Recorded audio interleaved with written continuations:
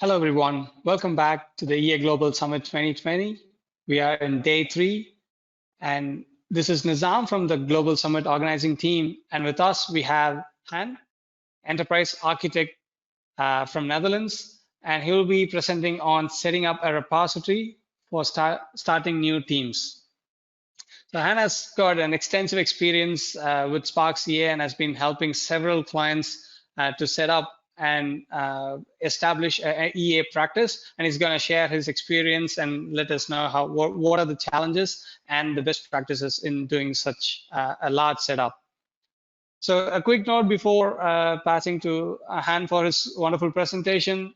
For any questions, for any discussions that you'd like to have with Han, please join our Teams channel. We'll be sharing the chat, the link in the chat window. If you haven't joined already, please try to do so. And if you have any challenges, you can always reach out to us.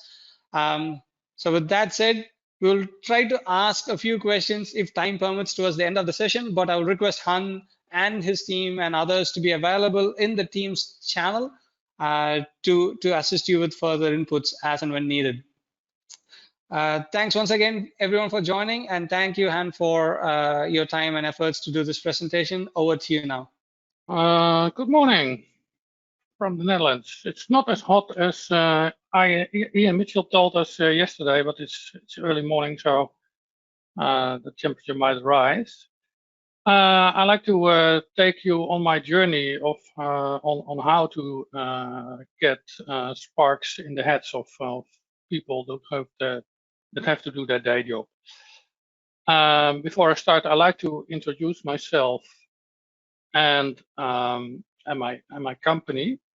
A couple of years ago, we started the expertise in the Netherlands because we thought, well, there's a lot of traction around Sparx. The Dutch government has decided to use the Sparx as the only modeling tool. So a lot of my experience is from that. The company, the expertise, is a joint venture of Bert Dingemans and I. Bert has already given two talks, and I will have a talk today and tomorrow. As expertise, we do consultancy, Sparx integration, we create architecture repositories, and we train people and coach people on using Sparx.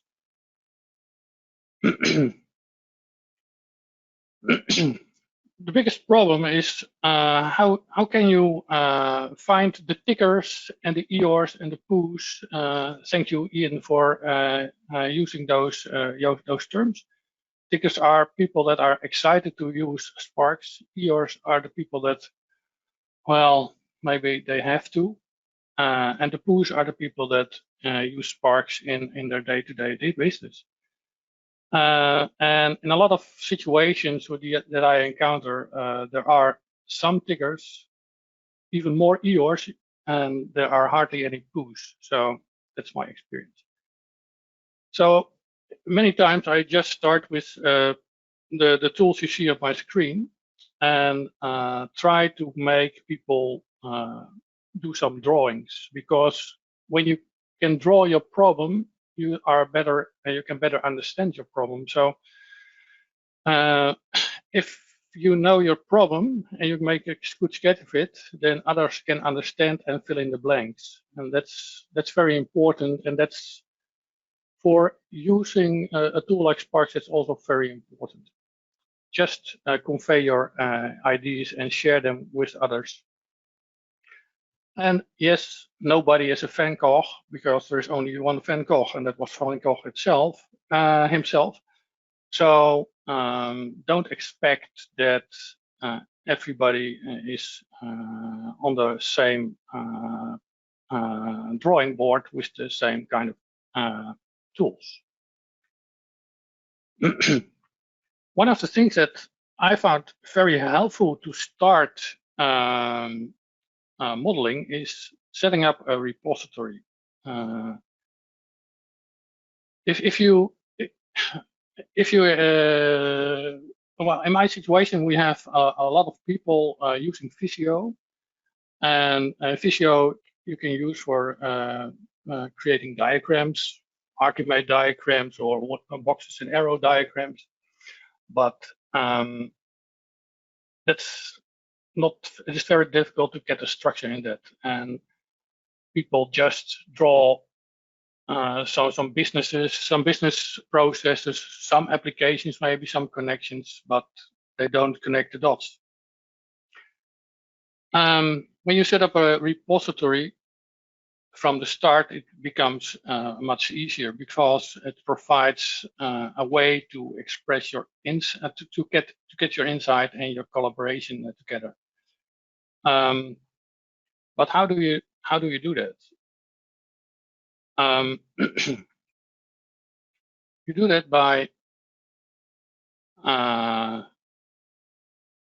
determining what is the experience of the team, or what modeling languages do they use? Can you get them into modeling and not making nice diagrams? For instance, I've been in a very young team. I trained a very young team, and they didn't know about Argimate. They did not know about UML. But still, Sparx can be useful because there are some other tools inside that makes it easier to start drawing processes. If you look at BPMN, you see a lot of elements and relationship types. But for normal people, that's too difficult. So then, in that case, I try to find a modeling language that are closer to what they will understand, and after a while, we can choose another tool, another methodology to get them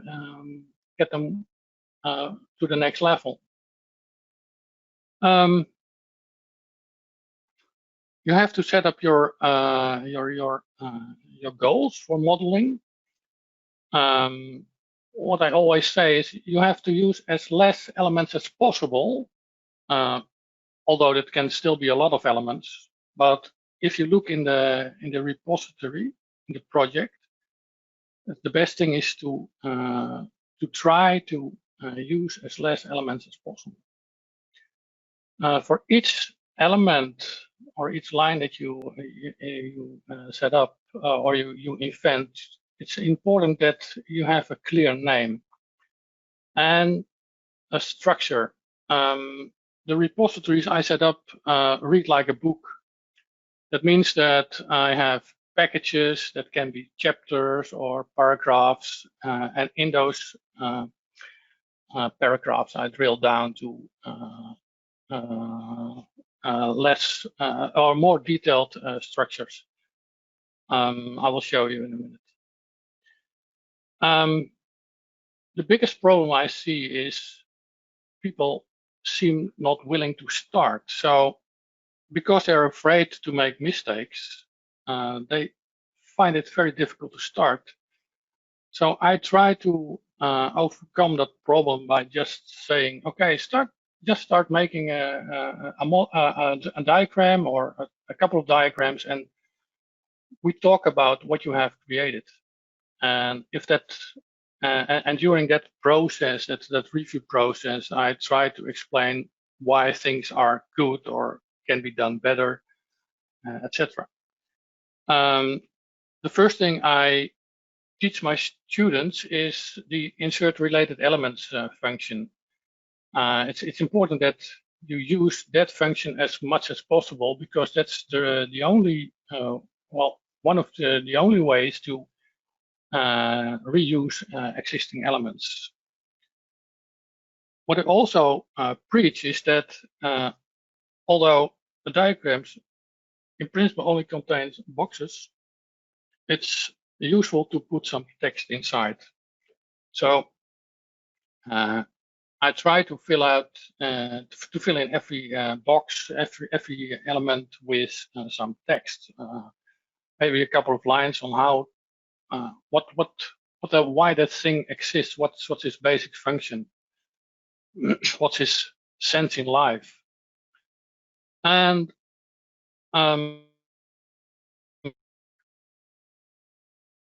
then I try to organize the diagrams and the elements in a structure.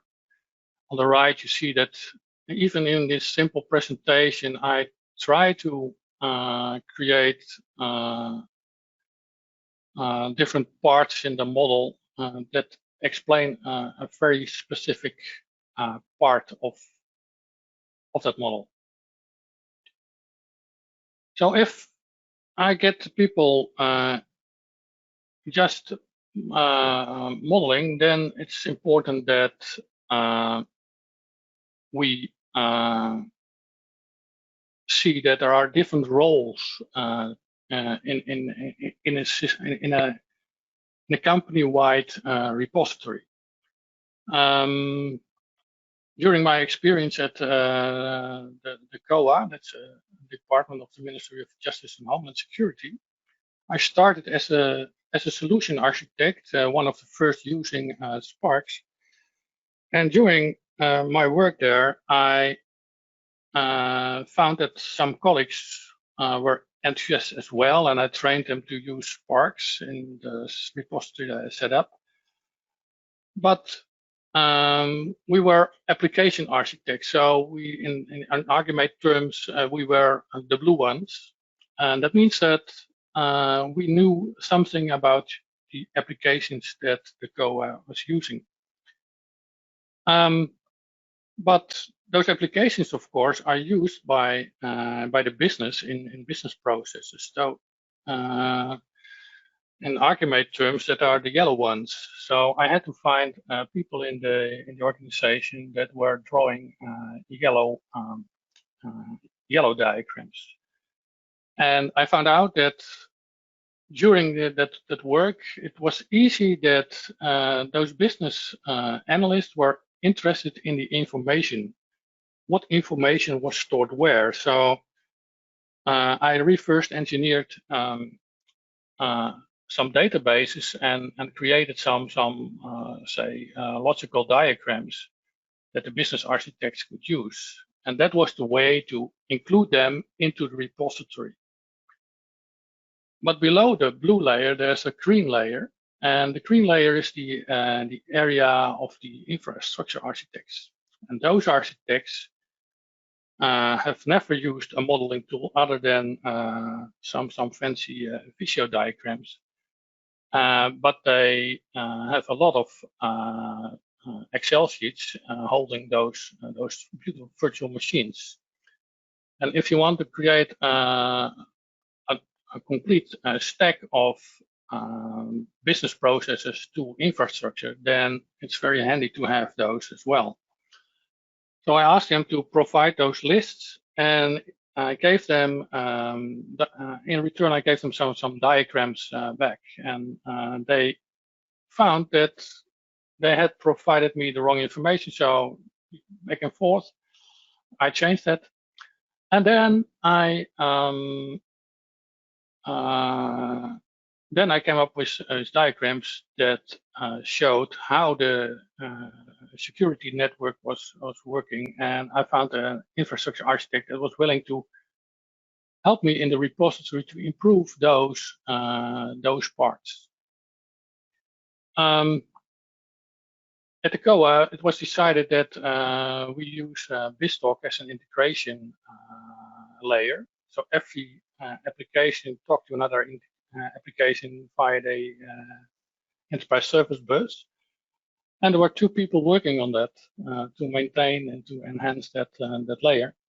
And they helped me out creating the integration architecture. So now I was able to see what interfaces were available at the ESB level. So I knew that when I was drawing my connections between applications, that I was missing interfaces and such.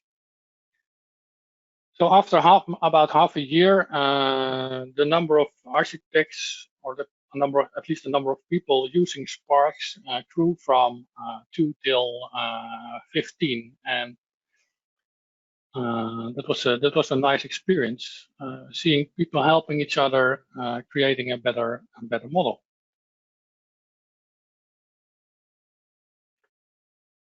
The start that I found out that well, at least in the Netherlands, if you want to work for a governmental organization, as an architect, you have to know at least two things. One is TOGAF, and the other one is Archimate. The choice of Archimate is in the Netherlands is a bit logical because Archimate was invented in the Netherlands at the Telematica Institute and was sponsored by the Dutch government. So you can imagine that for that reason alone, Archimate expertise is required. So everybody working in an architectural role within a governmental organization in the Netherlands has had an Archimate training. But that could be years ago, and when they start using Sparx, they have to retrain themselves. But I use those two concepts, the concept of TOGAF and the concept of Archimate, to create a first repository. And on the right side, you see that I have gone into a little more detail because TOGAF says there is a information systems architecture layer, but it says that it's a combination of the data as well as the applications. And one of the things that is really important to remember is that data is more important than applications. That's good to know because we try to connect applications to exchange data, but it would be easier to have the data that is used by different applications. So I separate the information from the application. So I have an information layer in which information architects can work, and an application layer in which application architects and solution architects can work. And I introduced the integration layer for those in those situations that things like ESBs or REST APIs are required. And of course, the technology layer. Then I separate the repository in three main pieces. A part that describes the prescriptive architecture. So the prescriptive architecture is about rules and regulations and principles and such things that guide the architecture. And the descriptive architecture. So that's the as is and to be situation of the IT landscape and the business landscape of the organization. And there are projects, and projects deal with the other most of the phases on the left of the TOGAF ADM framework, and they move as is elements in the descriptive architecture to be elements and back again. So at the end of a project, all to be elements will move to the as is situation. And to guide the projects, we can use a subset of those principles and guidelines that are in the prescriptive architecture. How that works, I will show in a minute. I'm sorry.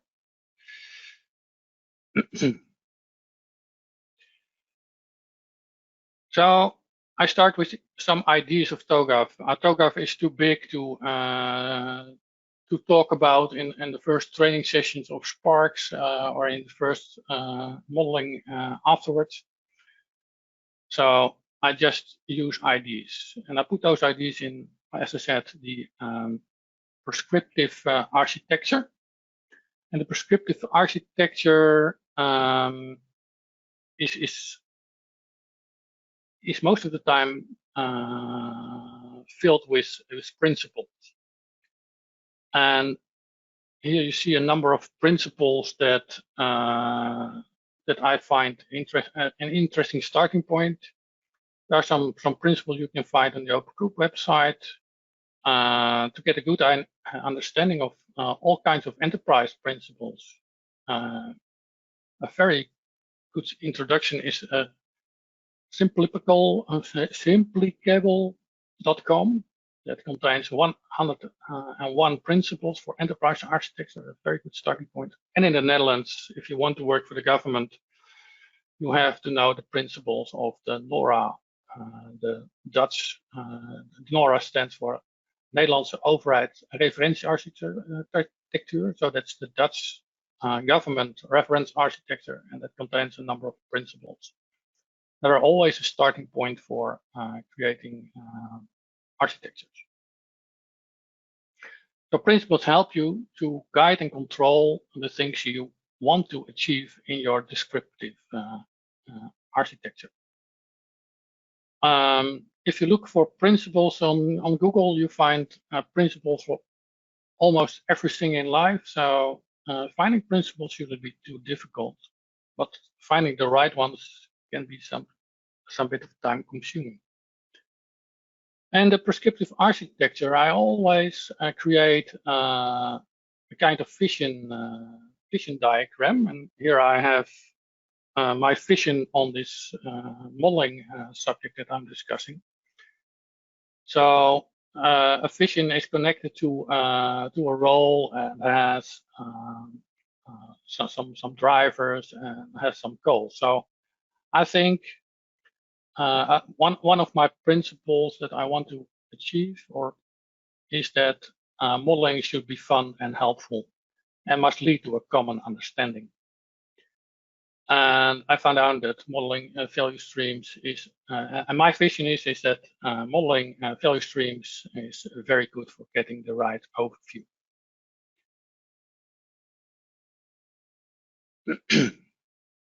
Then I will give you some examples of general principles. The principles I have put here is principles that I think are important for dealing with using a repository. So a basic principle is use as less modeling elements as possible. That's something I already said, but I like to make it more understandable here. Repository should read like a book. And what I always do is, if I have set up the repository and filled that repository with elements and diagrams, I start generating a document. Even if I don't use the document, I can see if my structure is going to be understood.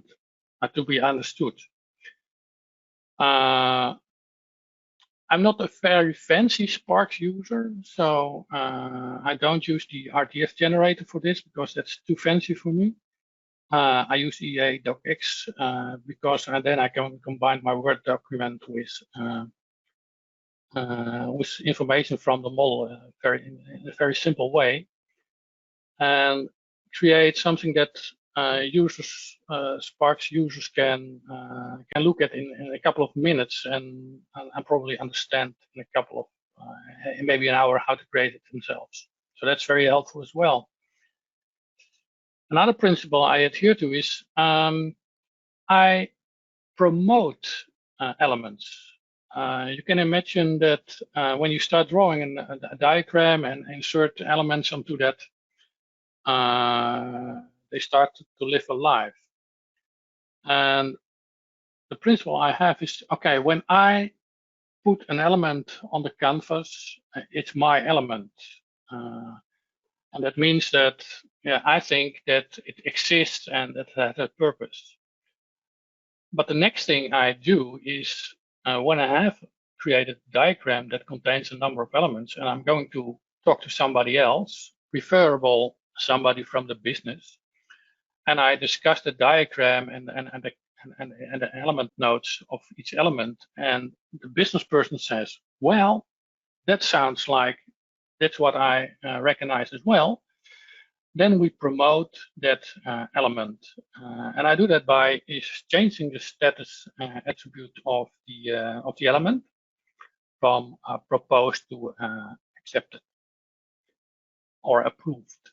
And that means that when I reuse that element, there are more than four eyes, and there are more than 2 eyes that say that that element is correct. So that means that my next diagram in which I put that element is more worthwhile and more close to reality. Don't forget that the model is a reflection of the reality and not the reality itself. So it's not that every model and every diagram has to be perfect. It's a representation of what you want to say. The help of Metamodels, after a couple of days, then people start to make models, and you see that they drift all over the place, and it's very difficult to see the same kind of modeling style. So then it's time to have a discussion on Metamodels. What are we going to use?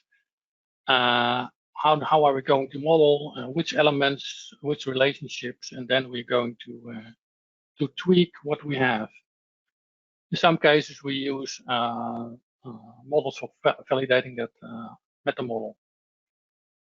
And that means that we can make a more beautiful and readable diagrams. And if you want to sell your stuff, then it's very wise to put some energy in your diagram to make it more readable, but also to make it have a better appearance. You can imagine that your CEO, when he sees a spider web of diagram elements, he won't like that. He's not very interested. But if you pay some attention on a good structured and layout diagram, it's easier to sell your diagram. It's also very good to know that a diagram has a lifespan. I say in your repository there are maybe 7 diagrams that you can use always. They are overviews or maybe on different layers in your architecture, maybe on different problem spots, and they can be used. They have to be kept for next generations, the generations afterwards. And these are the diagrams that belong to the wall. If you want to know how I create those diagrams, then I have a session tomorrow on which I show what you can do if a diagram is one of those top 7 diagrams. But that also means that if a diagram has a lifespan, diagrams start to age, and after a while they should be discarded. Imagine that you are sending your team to the forest and you give them a map, but you know that the map is not complete. What's the best thing you can do then? Try to improve the map, but you don't have time. Or say to your team, sorry, I don't have a map, just find your way out. I think in the later case, they will walk through the forest faster than in the case that you have sent them into the forest with the wrong map. So don't be afraid to throw away diagrams. Abstractions in models is very important. Many people have problems with getting elements on the right level of abstraction. Make your model in such a way that you can navigate through it. So also, instead of spending all the time on the diagrams, also spend time on navigation through the diagrams. Create hierarchies by adding diagrams to elements. So what I don't like is a package with 10 diagrams and then 100 elements. I like to see a package with 1 diagram, a number of elements, and a number of sub-elements holding more detailed diagrams. What's important is that you don't forget to start. Modeling is a team activity, so do like that. And the best one to say that your model is good or bad is somebody from the upper management. And again, choose a modeling language that belongs to the level of your team. If you start with BPMN and they never made an activity diagram, then well, maybe BPMN is not the right way to start.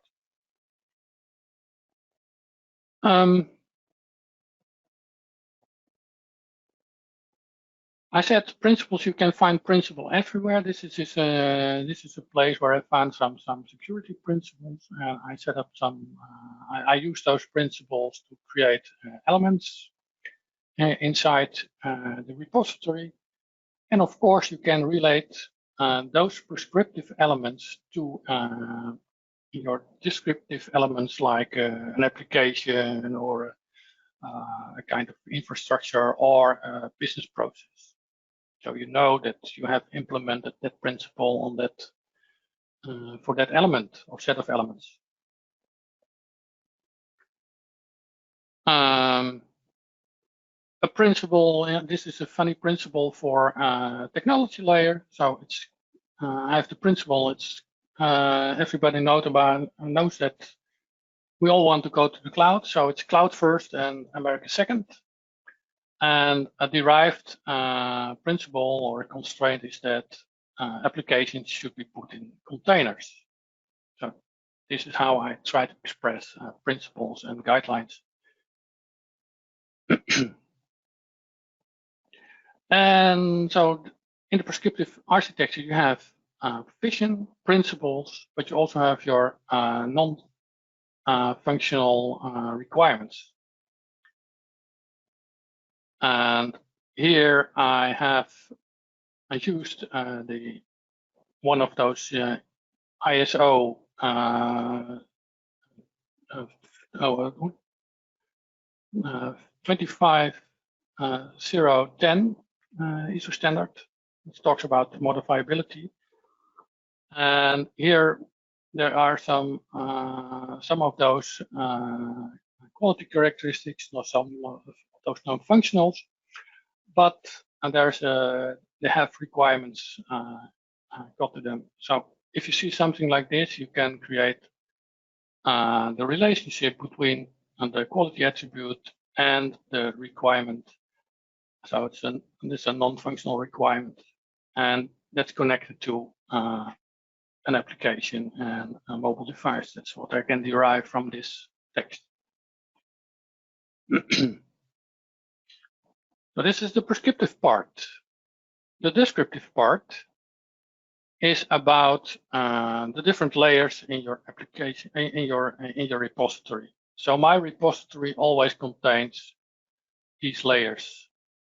Even if I don't fill them at the start, they are already there. The business layers, for the business layers, you can look at Archimate and especially the yellow and the orange element types. You can look at use cases. You can look at the BizBox for implementing the business layer, or BPMN or SPAM, or there are many more tools in Sparx that you can use for designing stuff in the business layer. Information layer, in Archimate terms, that these are the yellow and blue things. Or you can use UML or ERDs.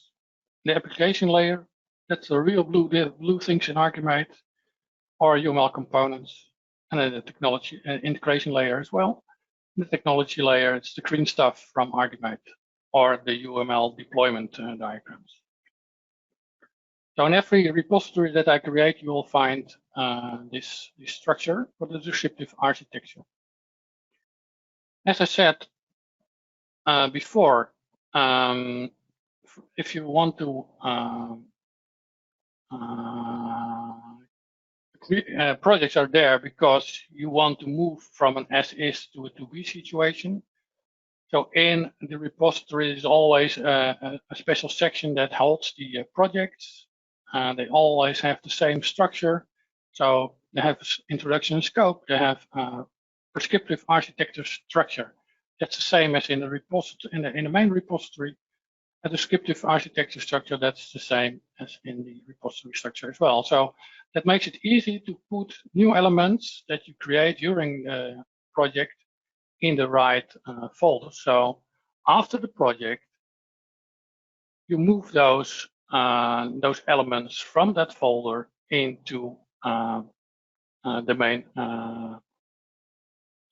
main repository part, master repository.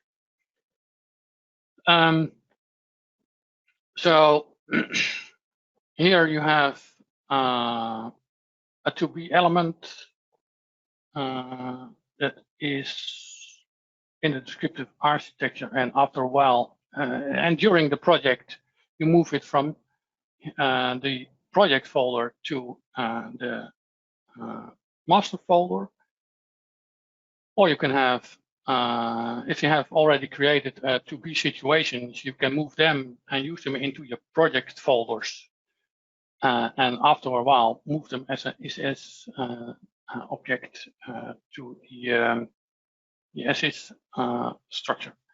But now I'd like to show you how that looks like. So I have in my model the prescriptive architecture. So you'll see the different layers that I described already. In the descriptive architecture, I have the same layers, but I have a as-is layer and a to-be layer. And I have the projects. And if I look into the projects, you see that I have the same structure as well. So that means that when I create elements here, after the project has finished, I move them, for instance, into the business layer here, or the information layer, depending on the elements. And it could be that this repository contains all kinds of diagrams that were very useful for the project, but that was only used for creating the right elements in the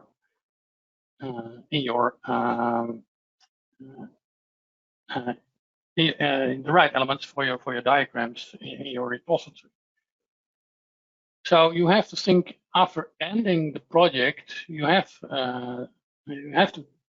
need some time to move those elements from your project folder to your master folder, and that means that you have to decide which elements are really interesting to be reused and which diagrams are handy to have in the overall in the master repository. If you think that you have to maintain those diagrams, then it could be wise to make them as accurate as possible and move them over. But because insert related element is your best friend, it's very easy to create a new diagram afterwards that you need to tell a different story. So if you don't have time to update the project diagrams, then just discard them and forget about them and remove the project. And you can decide to remove the project from that projects folder.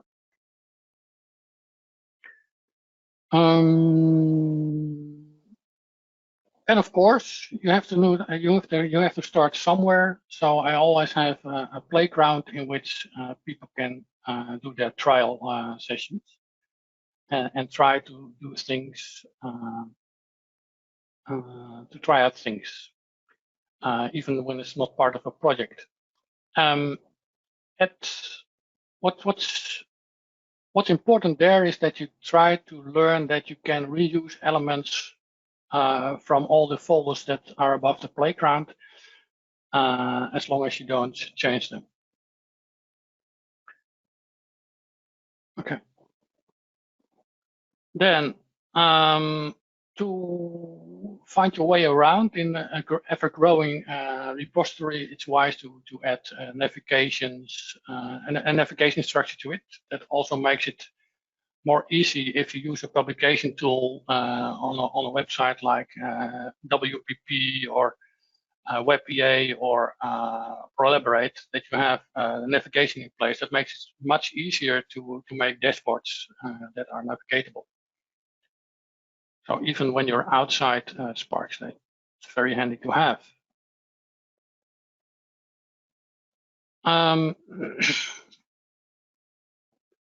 How do you start? So you know the structure of the repository, but then where I'm going to store that repository. Sparx provides a number of possibilities, and the right choice depends on the team size, the team location, and the network you have. You can start at file when you're 1 or 2 persons. A file-based repository will work out. But if you work remote, you can put it on a shared folder, a network drive, or a cloud drive. But I found out that when you share such a repository on Dropbox, for instance, then there's a lag in time. There's a performance issue. So that means that when you work together, you're not able to work together in that same file. Though it's shared, you cannot work at the same time. So basically, I always start with teams that have to set up a DBMS-based repository. If your team grows, then you can move that to a cloud-based environment. And to prefer to, in the beginning, I said, well, you have all kinds of architects working together in the same repository, so it's very handy to set up security when that starts to emerge, because you don't want that your business architects changing your applications.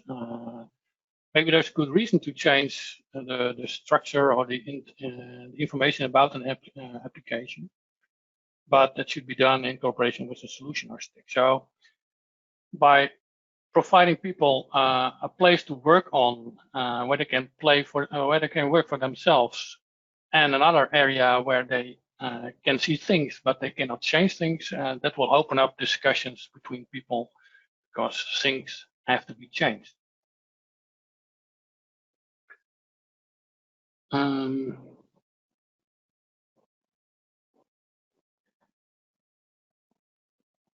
Yeah. Then if you work together and the team is growing, then you will move from a single project to a probably a multi-project situation, in which several teams work on several parts of solutions. Then it's time to introduce the reusable asset service.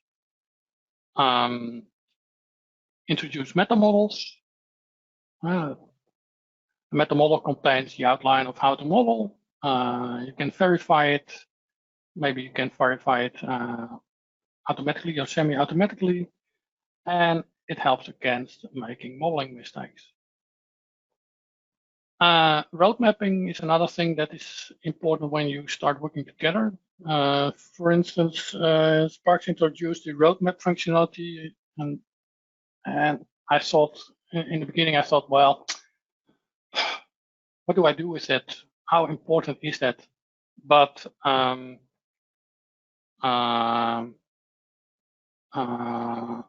later on, I found out that road mapping is indeed a very interesting way of working.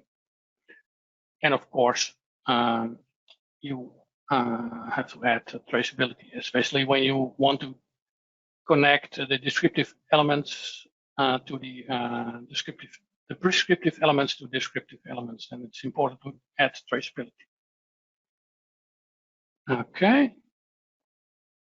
The last thing I want to talk about, okay, when you grow with the team from a first level to a second level, then it's time to introduce perspectives.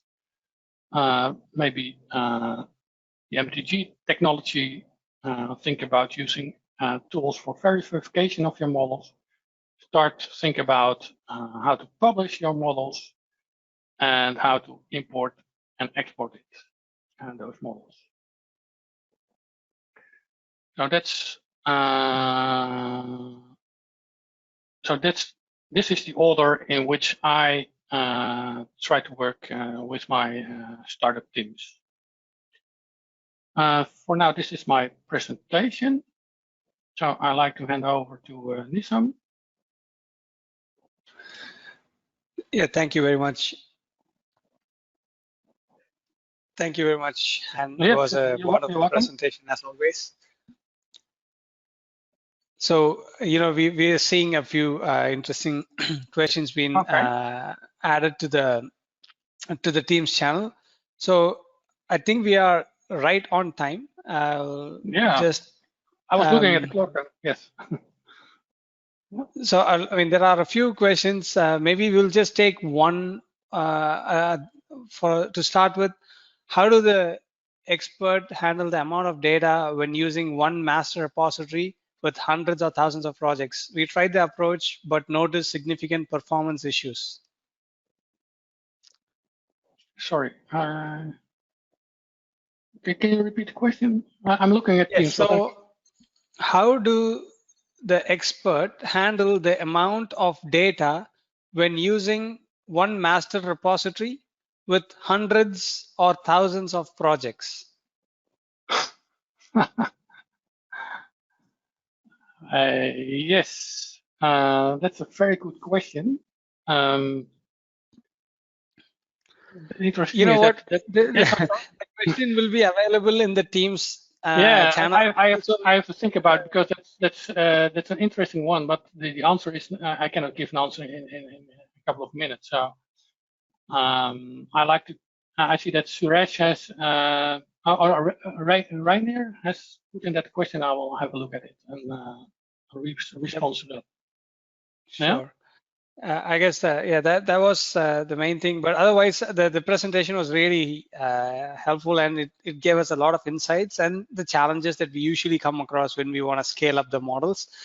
We thank you once again for your time to do this presentation, and thanks everyone for attending this session.